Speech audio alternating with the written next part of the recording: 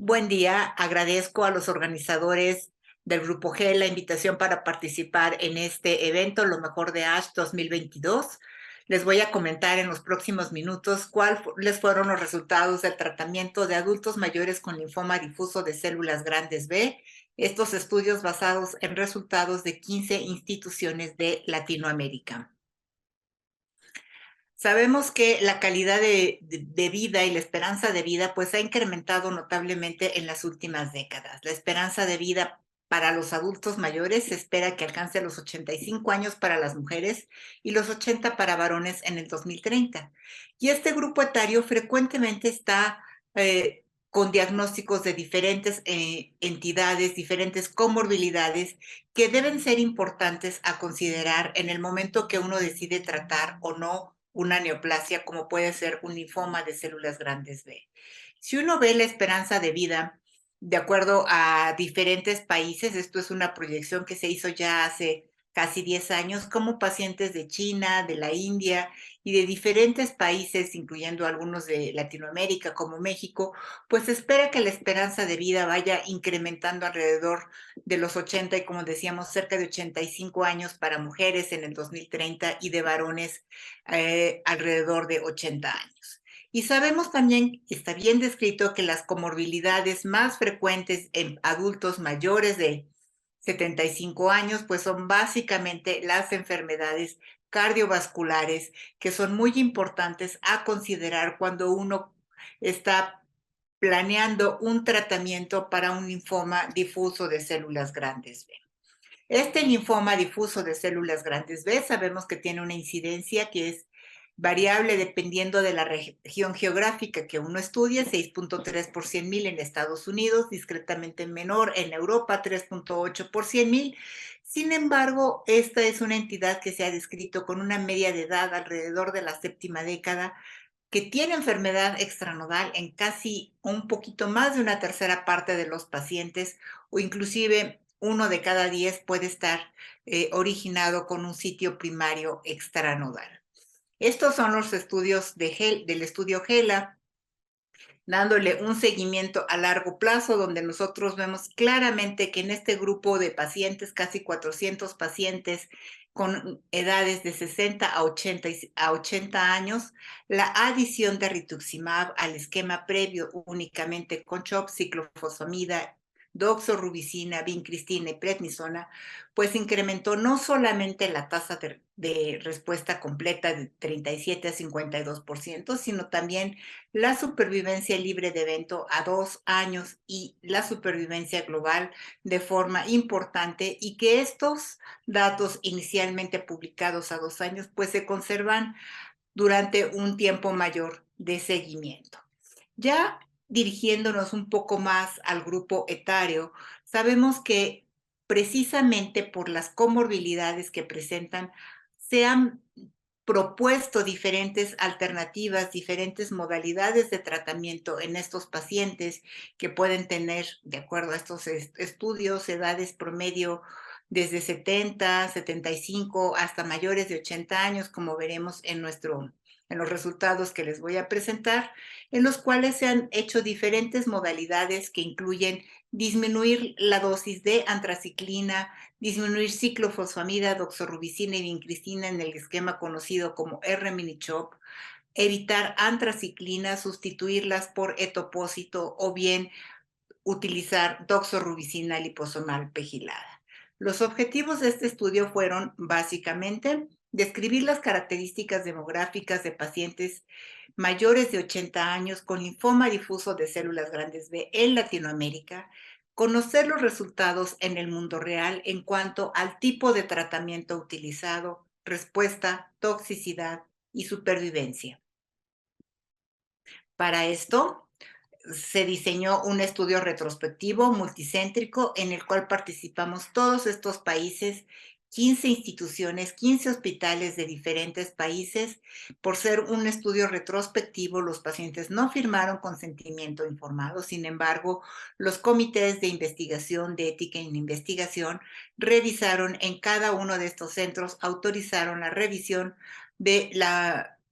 los expedientes clínicos para poder ser analizados y el periodo analizado fue de 2011 a diciembre del 2022. Los criterios de inclusión fueron diagnóstico histológico del linfoma difuso de células grandes B, con edad mayor de 80 años, que fueran candidatos a tratamiento de primera línea con R-CHOP o esquemas similares propuestos con disminución de antraciclina o sin antraciclina o esquema R-miniCHOP y que se tuviera información completa en el expediente clínico para evaluar respuesta. Se excluyeron pacientes con infiltración al sistema nervioso central, pacientes con infección por VIH y aquellos que no completaron tratamiento siempre y cuando esto no fuera por progresión y o toxicidad, en cuyo caso fueron incluidos. Sí, analizaron variables demográficas como edad, género, comorbilidades, diabetes, hipertensión, cardiopatía, hipotiroidismo, el estado de desempeño físico evaluado por ECOG y algunas variables de laboratorio como niveles de DHL, albúmina, hemoglobina, linfocitos, célula de origen por Hans en los casos que esta fue analizado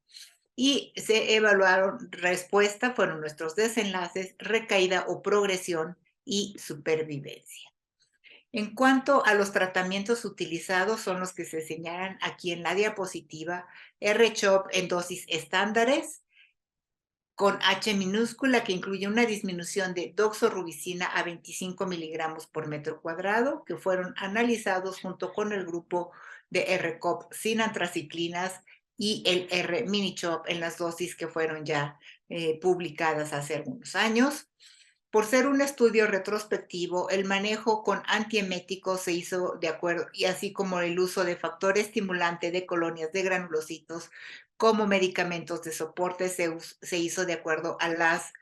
políticas de cada uno de estos centros. Estos pacientes fueron estadificados, prácticamente recibieron 6 ciclos de tratamiento, posteriormente fueron evaluados por respuesta, sea por PET-CT o por tomografía y seguimiento. ¿Qué resultados tenemos de este estudio? Bueno, incluimos 194 pacientes. De estos 194, prácticamente 3/4 partes de ellos, que fueron 147, tenían por lo menos alguna comorbilidad. La edad promedio más menos desviación estándar fue de 83 más menos 4.3 años, con un rango de edad de 80 hasta 97 años. Y dentro de las comorbilidades que se encontraron, la más frecuente fue diabetes sola o combinada en 102 de 194 pacientes, lo cual es un 53%. De manera aislada en el 22% de los casos y con diferentes asociaciones como hipertensión en 41 casos, dislipidemia en 16, cardiopatía isquémica en 6 o hipotiroidismo en 2.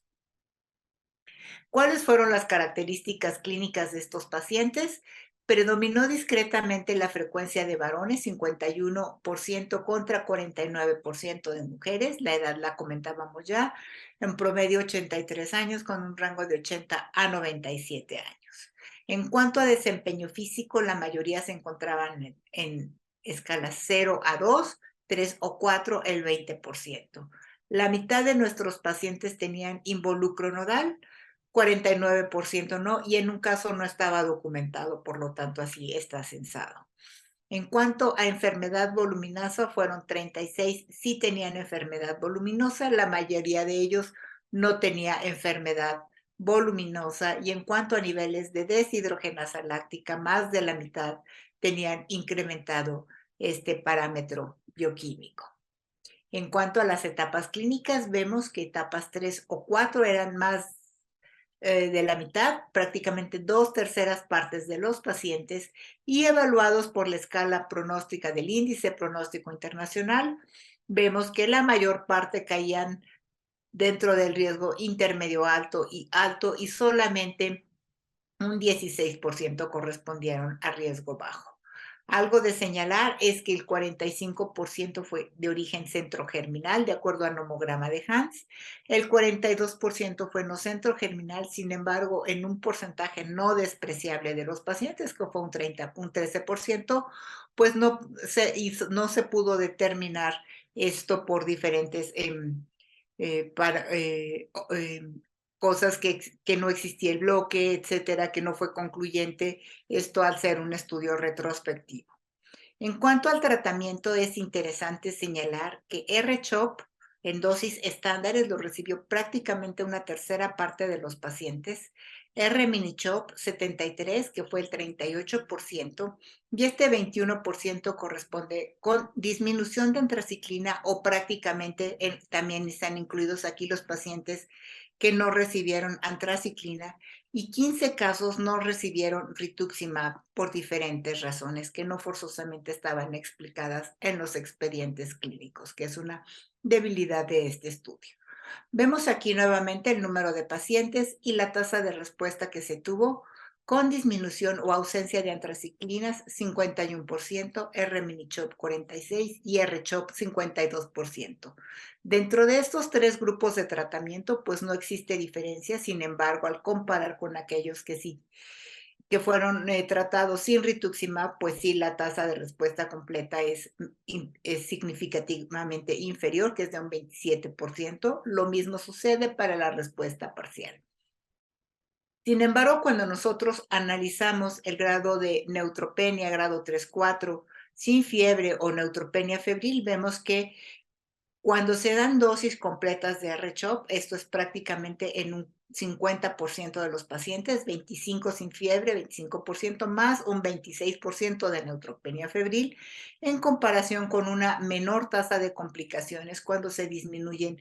las dosis de antraciclina o se omite la antraciclina o en aquellos casos que recibieron R-miniCHOP, que es muy similar a los pacientes que no recibieron rituximab.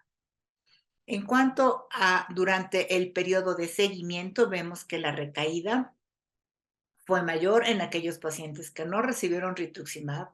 que tuvieron disminución de antraciclina o no recibieron antraciclina, y tenemos aquí 10% de recaída con R-miniCHOP y 17% con R-CHOP. Sin embargo, pues esto no fue estadísticamente significativo y puede también estar en relación al número de pacientes que se incluyeron acá en cada uno de ellos. En cuanto a la mortalidad, tenemos aquí la muerte total para cada uno de los esquemas que fueron, que se encontraron en este grupo de pacientes. Y es de interés mostrar que muerte por linfoma fue 15%, 12, 17 y 21% para cada uno de estos grupos de esquemas, pero la mortalidad asociada a tratamiento fue muy similar en todos los esquemas con rituximab y discretamente menor en el grupo que no recibió rituximab. Tenemos aquí nuestra curva de supervivencia global a 5 años. A 5 años es de un 46% y a mayor tiempo de seguimiento. Y algo que fue interesante es que aquellos pacientes que completaron el tratamiento, que fueron 133 pacientes, tuvieron una tasa de supervivencia global mejor, que fue un 60% a 60 meses, en comparación con 50 pacientes que no completaron tratamiento, cuya supervivencia global al mismo tiempo fue solamente de 18%. Esta diferencia estadísticamente significativa. Cuando nosotros queremos comparar la supervivencia global de este póster que fue presentado en ASH en diciembre del año pasado, con algo descrito en la literatura como puede ser la supervivencia global de los pacientes tratados con R-miniCHOP, vemos primero que en cuanto al seguimiento de los pacientes tratados con R-miniCHOP, el seguimiento que se da es hasta 42 meses, un poquito mayor aquí el seguimiento, pero hablando en cuanto a supervivencia global, pues vemos que prácticamente a los 30 meses la supervivencia es alrededor del 50-55% y es muy similar a la supervivencia global que se tiene en el estudio del R-miniCHOP, que es un estudio prospectivo abierto, ¿no? Fase 2 de pacientes mayores de 80 años. Con esto nosotros tenemos varias cosas a considerar. Primero, la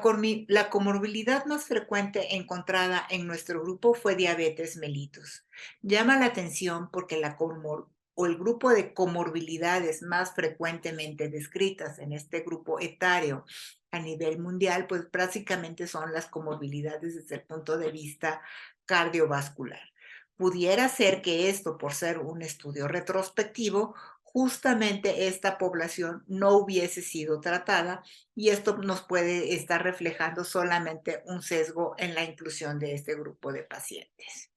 En cuanto a la toxicidad que se presenta con este grupo de